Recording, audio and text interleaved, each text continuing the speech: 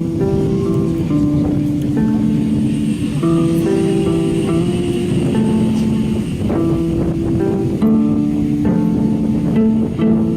était une fois un monde sans terre. Il était une fois un monde sans terre. Il était une fois Un monde où l'on ignorait même ce qu'il signifiait, ce mot terre. La mer était partout et les maisons n'existaient pas. Les hommes naissaient, vivaient et mouraient sur les bateaux. Personne ne saurait dire depuis quand et pourquoi c'était comme ça. C'était comme ça. C'est tout.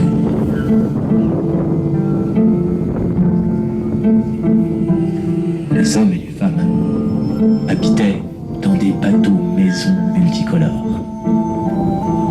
Ils n'avaient pour environnement que de l'eau, à perte de vue, l'immensité du ciel, le soleil et la lune.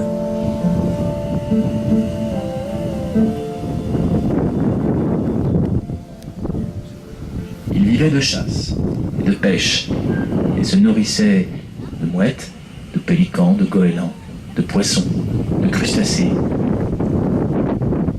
Ils buvaient l'eau de pluie. Pour assaisonner les aliments, ils récoltaient le sel en faisant évaporer l'eau de mer.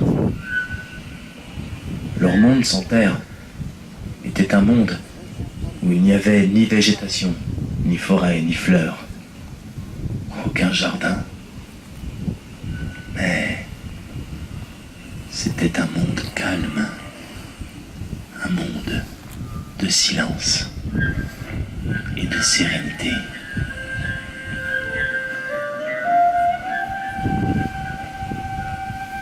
Chaque matin, les hommes partaient à l'eau pour la grande pêche quotidienne.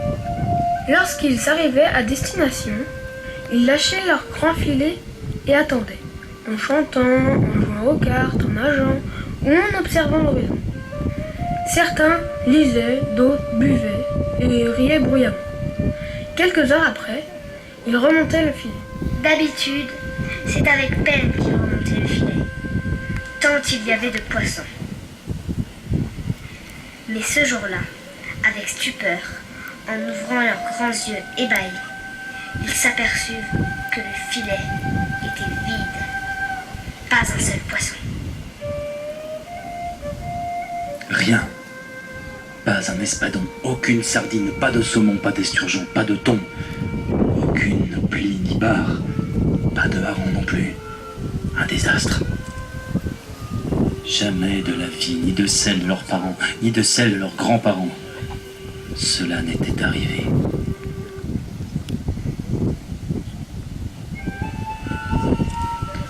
L'information se répandit de bateau en bateau. Les pêcheurs s'exclamèrent. Comment allons-nous faire pour manger s'il n'y a plus de poissons? C'est une catastrophe. Le désordre gagna le village de bateaux. La grogne monta. On entendit, ici, un marin s'écrier. Ce n'est pas possible, c'est une véritable malédiction. Nous sommes maudits, nous allons disparaître. Mais à ce même moment, une femme s'avança, tenant un nouveau-né dans ses bras. Comment pouvez-vous dire que nous sommes maudits, puisque aujourd'hui est né cet enfant magnifique? Aujourd'hui est un jour merveilleux, car c'est le jour où est né mon fils, Jean. Merveilleux! Comment oses-tu te réjouir alors que nous n'avons plus rien à manger? Pas de poissons dans le filet, nous sommes perdus. Je pense que vous pêchez trop de poissons, et la mer ne peut plus vous offrir ce que vous réclamez.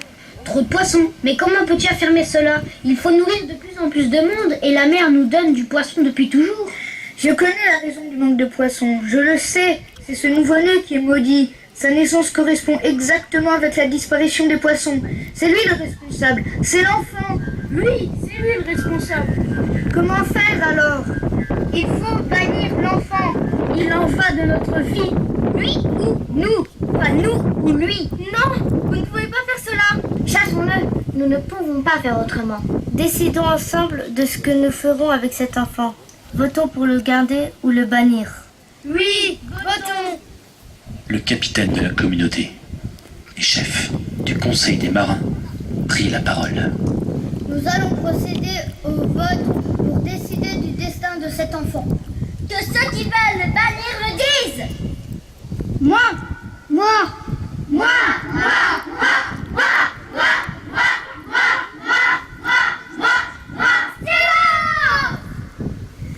Que ceux qui sont contre le disent. Qu'on le bannisse. On décida de bannir l'enfant et de le chasser. On le déposa enveloppé dans des couvertures, dans un bateau sans voile que les hommes construisirent à la hâte. Dépêchons-nous de le mettre dans le bateau avant que sa mère n'arrive. Larguez-les amarres. Enfin débarrassé de lui. J'espère qu'on aura à nouveau du poisson. Le bateau disparut peu à peu à l'horizon. Et l'enfant se retrouva seul sur la mer. Et la mer eut pitié de lui. Alors elle lui remonta des algues pour qu'il se fasse un oreiller. Elle calma ses tempêtes. Pour le nourrir, elle se recroquevillait sur elle-même, emprisonnant ses poissons, ses crustacés, ses fruits de mer. Et dans une grande vague, elle les déposait délicatement dans le bateau. Quand l'enfant avait soif, la mère ordonnait aux nuages de faire tomber la pluie. L'enfant pouvait alors boire et se laver. Pour l'endormir, elle demandait aux baleines et aux dauphins de chanter. Pour le rassurer, elle berçait l'enfant en faisant tanguer le bateau doucement et lui donna une étoile de mer comme doudou. Quand il y avait un danger, elle éloignait l'enfant pour le mettre en sécurité et attaquait les ennemis en faisant des tourbillons. Et quand elle se mettait en colère, cela créait des remous et des tempêtes. En réalité, elle s'occupait de l'enfant comme s'il était son propre fils. Je prendrai soin de toi, mon petit.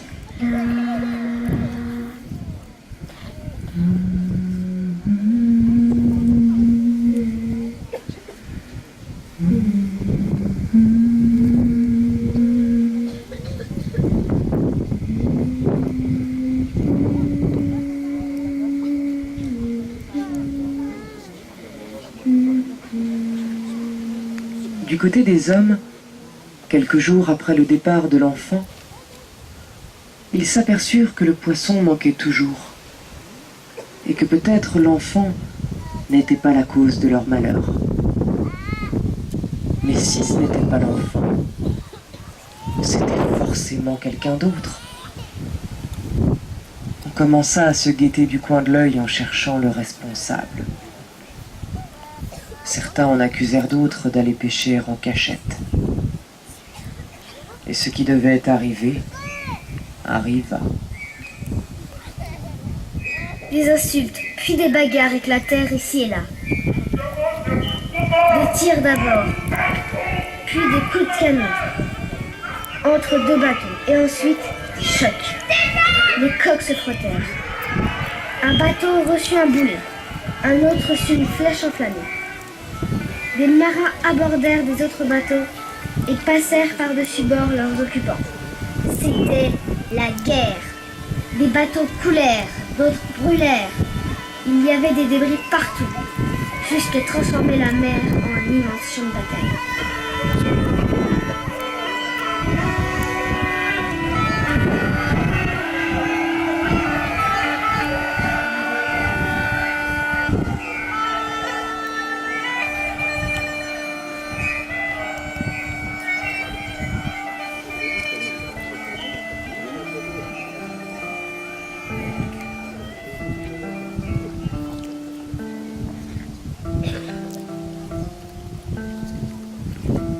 Les années passèrent et l'enfant grandissait. Il allait plutôt bien malgré sa solitude.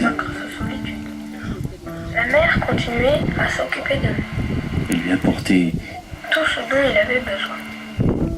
par une nuit de pleine lune, Il se mit à regarder les étoiles. Tout était paisible autour de lui. La lune le regardait, tristement, et elle se mit à lui parler. Qu'est-ce qui te préoccupe, mon enfant? Oh, Madame la Lune, je ne manque de rien ici, mais je me sens seule et chaque nuit je fais des rêves étranges. Raconte-moi tes rêves, mon garçon.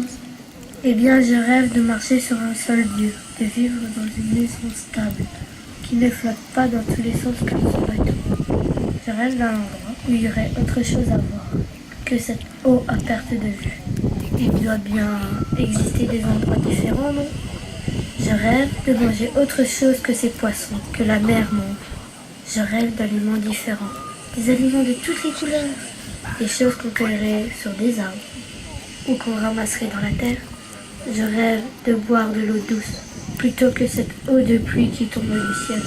Je rêve aussi d'avoir des amis, de jouer avec d'autres enfants. Est-ce que ce monde existe de là-haut je le vois?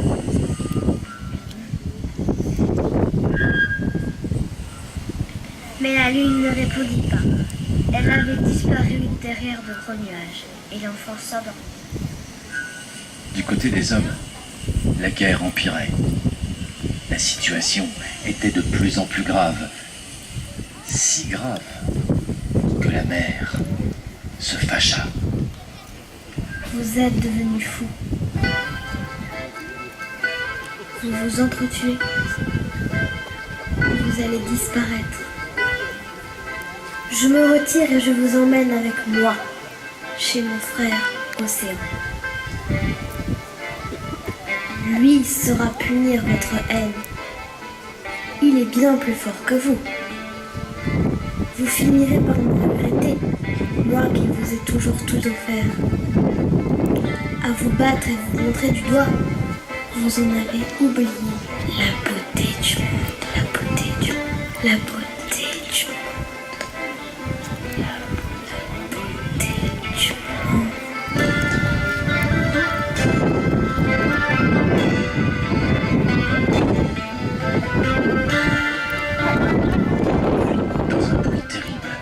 Un immense tourbillon sortit de ses entrailles. La mer se retira, emportant avec elle tous les bateaux, tous. Non. Elle en laissa un. Celui de l'enfant, qui était devenu un peu le sien, prenant soin, avant son départ, de s'entretenir avec la lune. Ce matin-là, l'enfant ne se réveilla pas comme d'habitude, car au lieu de recevoir de grosses gouttes d'eau salée, comme chaque matin, cette fois-ci il ne reçut rien. C'est bizarre, se dit-il, il doit y avoir un problème. Il ouvrit les yeux et vit que son bateau sans voile était suspendu dans 3 arbres. Il regarda en bas et vit une nouvelle couleur qu'il ne connaissait pas, une rivière qui s'écoulait et des animaux qu'il n'avait jamais vus auparavant. Il descendit lentement et toucha toutes ces choses qu'il ne connaissait pas.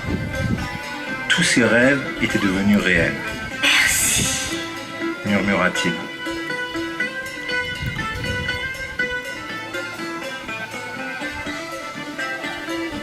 Il marcha le long d'un chemin et vit des vignes et du raisin mûr. Il en goûta une grappe, puis 2, puis 3.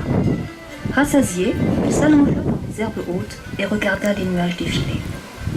À la nuit tombée, il compta les étoiles en rêvant à tout ce qu'il allait pouvoir faire maintenant. Sauter dans les blagues, regarder l'orage, construire des routes, faire des bisous.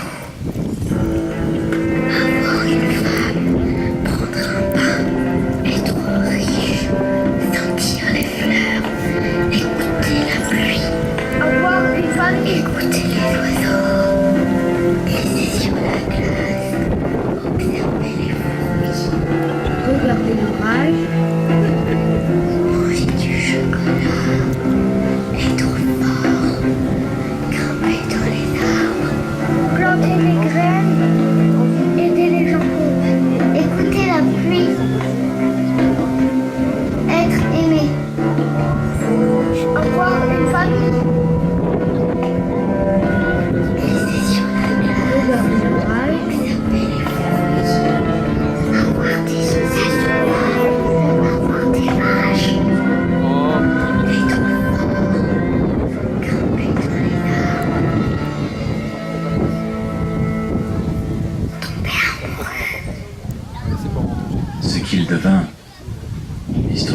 pas.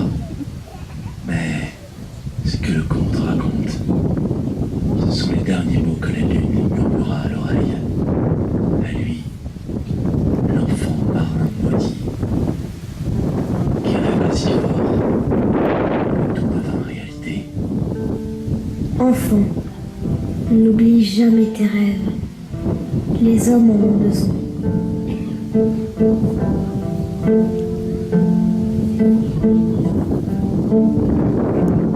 Ce conte a été créé par les écoliers de Marsal, Moyenvic et Mulsé, avec l'aide de l'Office du tourisme du Pays des Fallois, Luc-sur-Seine et Fabien Ponty.